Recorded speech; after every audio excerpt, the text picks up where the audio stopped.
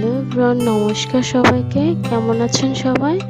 তো আজকে আমি চলে যাচ্ছি নবাব বাড়িতে, মানে নবাব চৌধুরানীর বাড়িতে। তো আমার হাজব্যান্ড এসেছে, ভাবলাম তাকে নিয়ে একটু ঘুরে আসি। এই তো আমরা চলে এলাম নবাব বাড়িতে।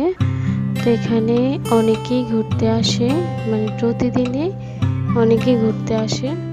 তো এই যে আমার ফ্রেন্ড, যেহেতু তাদের সাথে দেখা হয়নি অনেক দিন, তো ভাবলাম যে সব একসাথেই দেখা করি। তো এই হচ্ছে নবাব বাড়ির ভিতরে যে অংশটা, ঠিক আছে।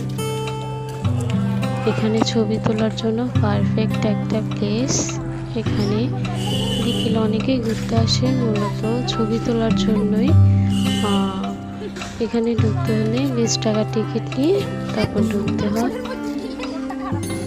আগে ছিল না টিকিট, এখন হয়তো নতুন করে নিয়মটা করেছে। এই যে হচ্ছে নবাব বাড়ি, একটু করে ভিতরে অংশটা আপনাদেরকে দেখাবো।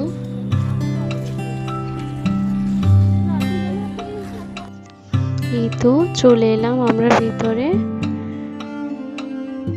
এখানে নবাব চৌধুরানীর খাট হতে তার যাবতীয় অনেক কিছুই আছে, মানে অনেক কিছুই সাজিয়ে রেখেছে। তো এই হচ্ছে নবাব চৌধুরানীর খাট। এখানে বসা নিষেধ ছিল, তাও আমি বসে ফেলেছি ভুলবশত। ভাবলাম যে একটা ছবি তুলবো, কিন্তু তা হয়নি। তারপর আমার ফ্রেন্ডকে বললাম আমাকে একটা ভিডিও বানিয়ে দিতে। তারপর আমি আমার হাজব্যান্ড এবং আমার বান্ধবীদের নিয়ে কয়েকটা ছবি তুলেছি।